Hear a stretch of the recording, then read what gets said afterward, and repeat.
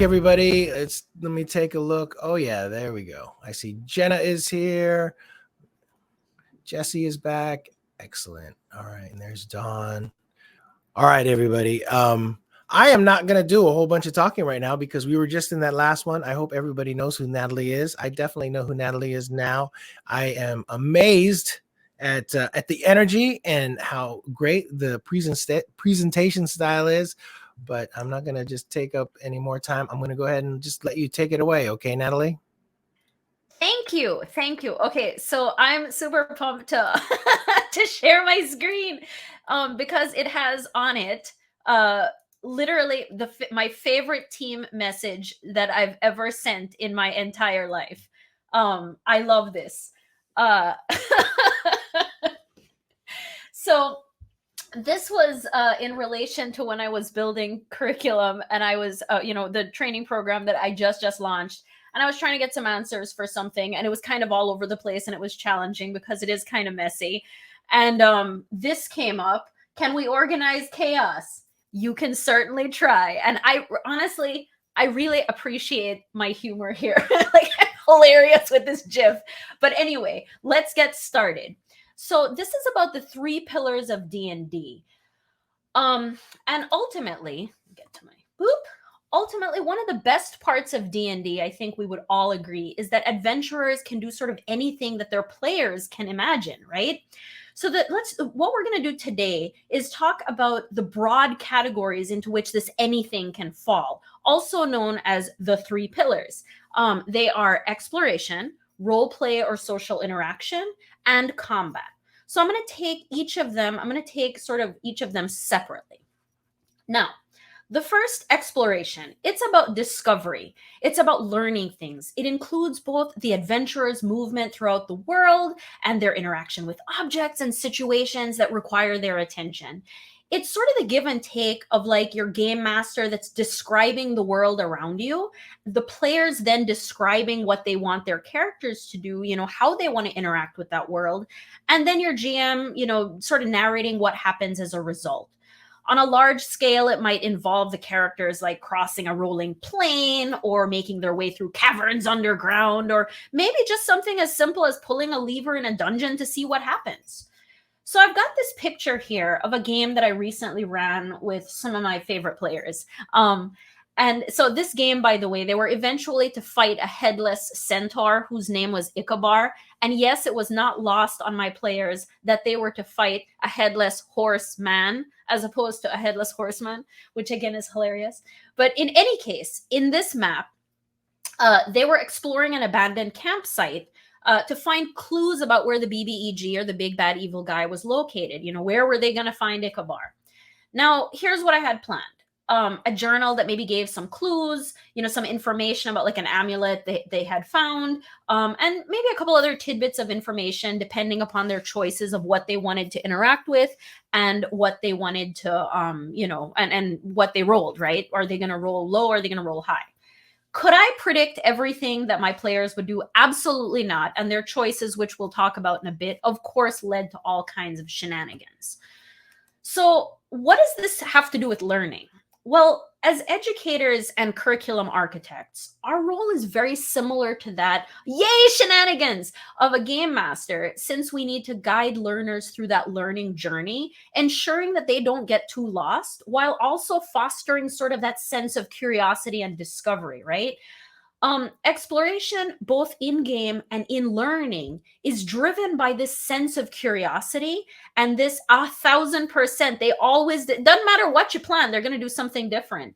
But it's driven by this sense of curiosity and this desire to kind of unravel mysteries, right?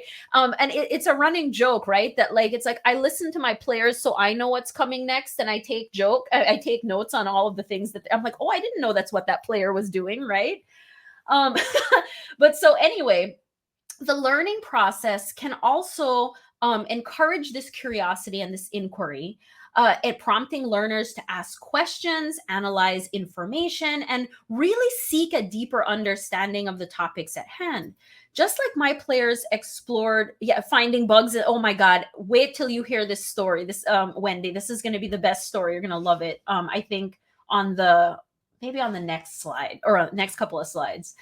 But just as my players explored the abandoned campsite for hidden treasures, we want our learners to explore the content, hopefully discovering new knowledge and uncovering insights along the way. Think about the skill checks that players make. Exploration in D&D reveals hidden passages, information, or whatever. And in the same way, that learning process allows for revealing hidden connections and insights that really deepen that understanding. So here's an example. Everyone loves a good story, right? It's kind of my thing. In my past life, I taught everyone's favorite subject, math, and promptly realized that just about everyone hates math. I don't. Now, what can I do to encourage curiosity and have my students uncover those insights and have the thrill of discovery? So I started to dig into the stories behind the math, and I realized that I like math, it doesn't like me. Hey, well, oh my God, I have so many things I want to say, but no, control myself. Okay. So I started to dig into the stories behind the math, and I realized that they were actually more amazing than anything any fiction author could have created. I loved learning about those stories, and I knew my students would too. Here's an example. Back in 2014, Benedict Cumberbatch started as Alan Turing, or he starred as Alan Turing in The Imitation Game. It's a great movie, although not 100% accurate, but for purposes of this story, we'll just momentarily ignore that. So if you haven't seen it, it's about Alan Turing and the creation of the Enigma machine, which was used to decrypt German intelligence messages during World War II. So I watched this movie and I'm like having this conversation with my friend about it. And for me, the most powerful thing that I took away from this movie was the fact that Alan Turing was able to see things in a different way. He saw that there was this different way to do things. He could envision it, a better way, a way that no one had ever thought of before.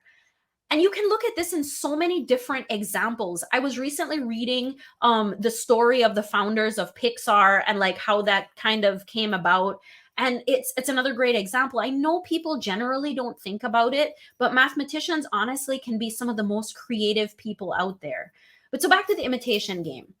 Alan Turing envisioned the machines could do the lower level processing of that brute force decryption. I mean, the code changed every day, so that then human brains could do the higher level processing of what to do with that information and that intelligence. So if you attended my previous session just a second ago, I sort of alluded to this where I said we had those asynchronous lessons and we have the lower level blooms that's where we put that information so that then the human brains can take it to the next level. So anyway, I watched this movie, I go to class. In my next class, we're about to do some like word problems that everybody hates. And I was just thinking to myself, like, God, that was so interesting, that movie. And it didn't even occur to me the content that we were covering, but students hate application problems because then it means, one, they got to read, two, they got to figure out what information is important, three, they got to figure out what technique to use. It's like the worst. It's just, it's not amazing. So anyway, I go to class and I happen to be thinking about this movie. And I start to tell the story of Alan Turing and I highlight, this different way that he saw to do things. And like when I started talking about this, I saw a bunch of hearts coming up, right? And the same thing sort of happened with my students. And again, this was more of a matter of interest for me than for really any particular reason of me saying, all right, pedagogically speaking, let's talk about Alan Turing. Like I just really was like, this was interesting to me. What do y'all think about this? But what ended up happening was that my students got really excited about the material. I mean, they were ready to rock and roll.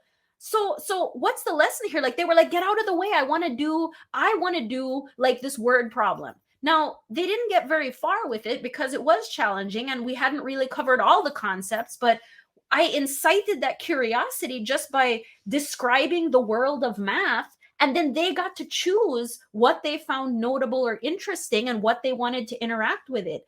I didn't realize at the time that the same skills that you have as game master are the same skills that you can have as a content, architect or as a trainer, a facilitator, whatever. In fact, I then I thought that was so cool that I started a podcast about all the wild and crazy stories, specifically so I could share with my students, or I could talk about it in class, or I could send them to go listen to it. So maybe we'll have time, I can share a few stories. But for now, I think the lesson we can take away here is sort of that thing we talked about in the last session, which is if we can make the content relatable, and I use this term loosely, like what's the clickbait, right? What's the hook? What's the thing that makes them care about it? It then allows learners to have that joy of exploration and discovery, right? Okay, so role play and social interaction. That's the next yes, 1,000%. Honestly, I'm a math person. I should say 100%. It's a bad habit. I think I picked it up from either one of my friends or from Brennan Lee Mulligan, but either way, I need to stop saying that. It's 100%. Okay, so the next pillar is role play and social interaction. This involves the players talking to someone or something, in the world. This might mean demanding a captured scout reveal the entrance to a goblin lair, getting information from a rescued prisoner, maybe persuading a magic mirror to show a distant location to the adventurers.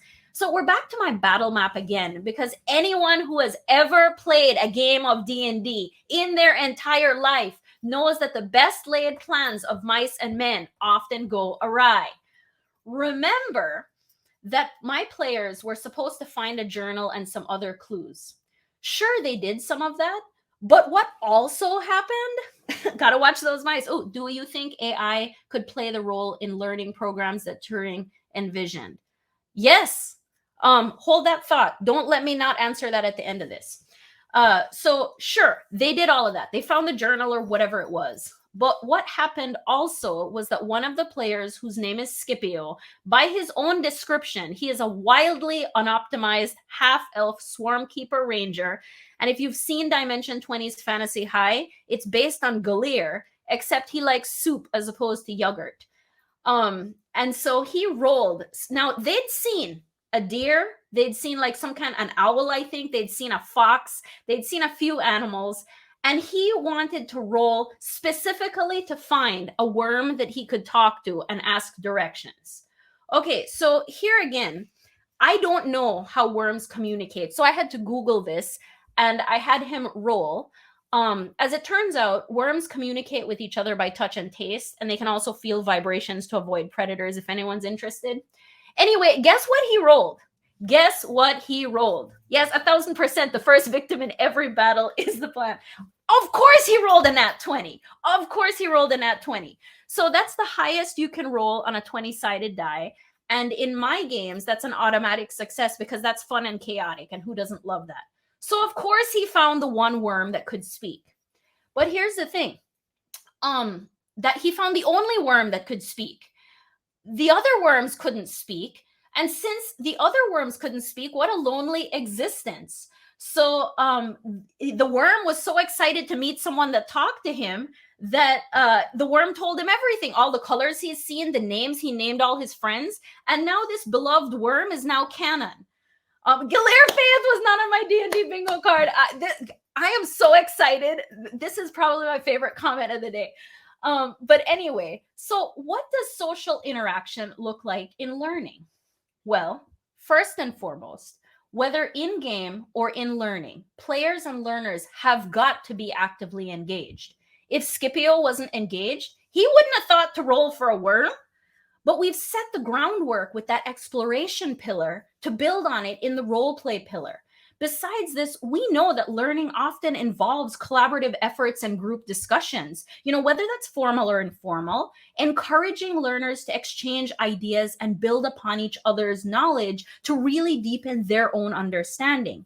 In the same way that D&D encourages creative expressions for players through both their character development and their decision making, social interaction also allows learners to consider other perspectives and how they fit in with their own current knowledge. You think about, what's happened with COVID and how the world has changed both good and bad, because we are now more digital and there are more remote roles. I mean, I will tell you, my own stance on it is that I love technology, you know, for some connections. I have many friends that I'm very close to and I've never met in person, but there is no substitute for that in person, right? It's just, there's such an oomph to it, but that's just my opinion. Now, here's a short example. And again, boy, do I have a ton I'd love to share. Yes, we've learned about worms today. Now, suppose I came into class and I wrote an extremely long formula on the board, and then I started telling you what each variable stood for, and then I started telling you to calculate probabilities of the success of various circumstances. First of all, this is what I'd imagine you'd be seeing when you looked at me. So, Keegan, I don't know if you had Pepe Silvia on your bingo card, but second of all, would you even know or care why you were doing it? Like, what if instead of me doing that, I brought in some loaded dice and I asked you, hey, figure out how to cheat? Like, your first step would probably be to start rolling the dice and being like, what can I do? And how do I figure this out? And then at some point, you'd start engaging other people and your fellow learners to be like, hey, what did you find out? Well, guess what? That's how probability was discovered. Because in the 16th and 17th centuries, some Italians really enjoyed gambling and they wanted to know how to cheat and make money. And they decided to work together to learn how to do this. And then over time, they started building on each other's work. This initial work, by the way, was the foundation for DNA matching in court, the weather, all the way up to predictive analytics and AI like ChatGPT. But at the time, all these people wanted to do was know how they could win at gambling, right? Now, if you want a really good book on this, I highly recommend The Unfinished Game. It's like, even if you're not a math person, it's a dang amazing book. It's a great read. But back to D&D and our third pillar, which is combat. What story is complete without a challenge for our heroes? Just as adventurers face challenges and obstacles during their explorations, learners encounter academic challenges that require critical thinking, fast thinking, problem solving, and perseverance to overcome. Now, if you saw my previous presentation, you know kind of how you can scale up to this, the highest level, right? Combat involves characters and other creatures swinging weapons, casting spells, maneuvering for positions, all in an effort to either defeat their opponents, whether that means killing every enemy, taking captives, or forcing a retreat. It's really the most structured element of a D&D session, and this is where adventurers can put all their skills and everything they've learned together to emerge victorious. So I'll share a little about this image that you're looking at in a second, but here I want to first talk about learning. As we just discussed, combat in D&D requires mastery of like lots of different skills and strategies. And similarly in learning, assessment evaluates each learner's mastery of specific skills and knowledge, ultimately providing insights into their progress and areas for improvement. Second, combat provides immediate feedback on the effectiveness of their actions and decisions. And in the same way, formative assessments offer that immediate feedback to learners and trainers or instructors, enabling everyone to identify areas for improvement and make necessary adjustments to their learning strategies. Also, while combat necessitates that critical thinking and quick decision making, it also encourages strategic planning and execution. It's sort of a balance of these two. And in the same way, assessments and learning often involve tasks that require critical thinking and problem solving, it also ensures students develop those strategic approaches to solve complex problems and demonstrate their understanding. See, there's a higher level of Bloom's where we ask learners to sort of synthesize what they've learned, right? So back to this image. I'm going to leave you with this. My players came upon this screen or this scene, and they saw all the enemies, who, by the way, you can see all those little X's, right? Now, using their quick thinking, I just saw this map and I thought, oh, what a cool map. It's got some blue lights. They roll up here and they're like, oh, there's high ground. We can take the high ground. Like, we've got people dimension dooring over here. You know, we've got people that are slowly moving over here very carefully. You know, we've got my little wizard here who's amazing.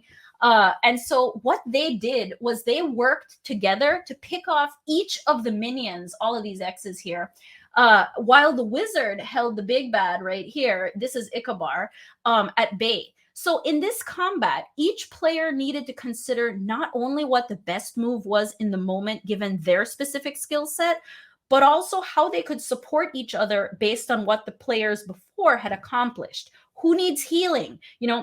Should someone offer advantage instead of attacking? And this is what we were just talking about with both the quick thinking and the strategic planning, that balance.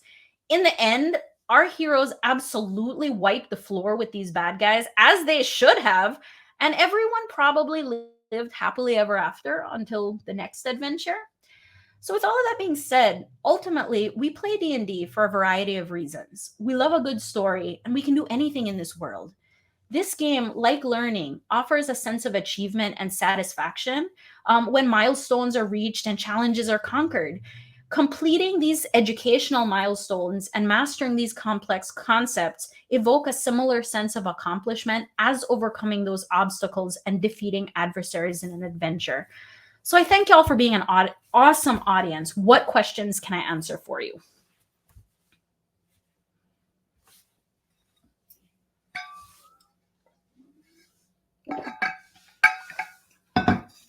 I know we had, what was the question? Could AI play a role in learning programs that the AI that Turing envisioned? I think so. I mean, I think you look at the prevalence of something like ChatGPT, right? And frankly, like if you have an interest, you could sit there and talk to ChatGPT about your interest and have it spark it even more and perhaps give you ideas for new thoughts you hadn't had, right? Like there are often times when I get stuck in my own head about, something that I want to think about and I can't come up with quite what I want. But if I'll go to Chat GPT and I'll start typing in something, I'm like, what do you think of this? And it'll give me something back. And eventually I'll be like, oh, wow, that's cool. And then I'll go off on, some other tangent to go research it. I also think, and this is controversial, but you've got like these apps like Photomath and Mathway that sit there and you put in a problem and it gives you all the steps to solve it. Now, state of education being what it is, I'll leave that alone. Let's pretend that you were someone that actually did want to learn how to do something and you wanted to understand. Like those programs are absolutely wonderful because it shows you step by step and explains exactly what you're doing. Now, students use it to cheat, which sucks, but at the same time, like, it's basically like it's just a tool and it's what you do with the tool that matters. Does that answer your question? Thank you.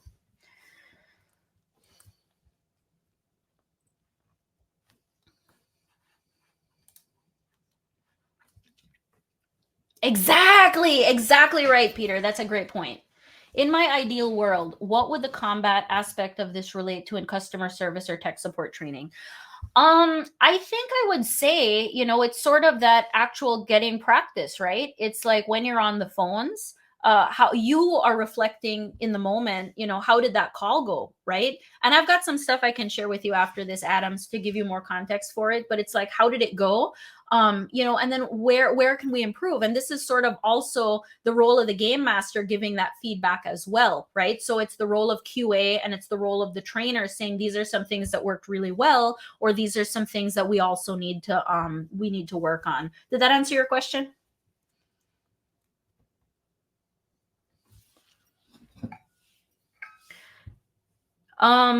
That's a good question. Does my ideal D&D session include all three pillars? So, man, depends on the players, right? I ran a murder mystery recently where I thought they were gonna fight, and they very skillfully did not do any fighting at all up until like the last few minutes when they did a PvP. I think that I think it really depends on the group of players. I've got some players that will head straight into combat, and that's fun for them. And I have other players that want to interact with the world and interact with each other and, and that's fun for them. And so I think my ideal D&D session is where my players are having fun, just like my ideal training session is where my learners are having fun. I feed off the energy that the audience is giving me. And so whether that audience is a party or a group of learners, if they're having fun, I'm having fun. Did that answer the question?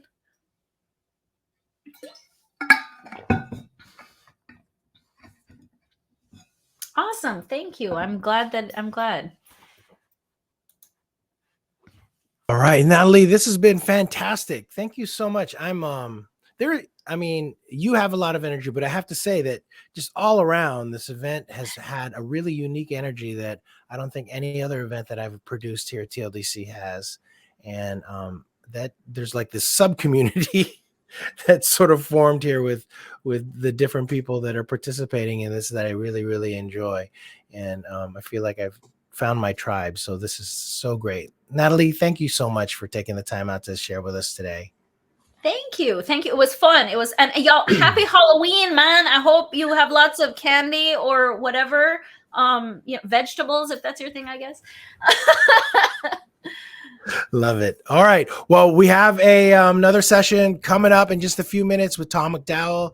He's logging in from the UK. A lot of you know Tom, but he'll be talking storytelling, strategy, and sensitivity, the workplace power of D&D. And so with that, we'll see you in a few minutes. And again, Natalie, thank you. And I'm going to go ahead and close the session out. Bye, everybody. Yeah. Thanks, everyone. Bye.